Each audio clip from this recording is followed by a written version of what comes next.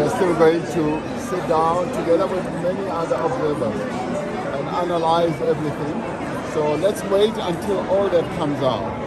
The Electoral Commission in Zimbabwe has made a declaration, and it is on that basis that we have issued our congratulatory message. So the rest of other things still need to be processed, no doubt, and everybody, including the government of Zimbabwe, accepts that. So let's wait until everything is well processed. Are you fearful that Chamisa, knowing that he's rejected the results, may spur into violence in Zimbabwe?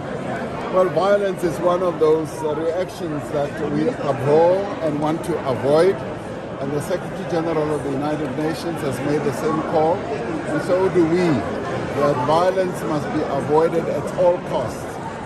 Elections are processes that are always either disputed or accepted, and when they are disputed, there are always channels in every country to challenge the outcome of the elections, and we want that to always be done on a peaceful basis.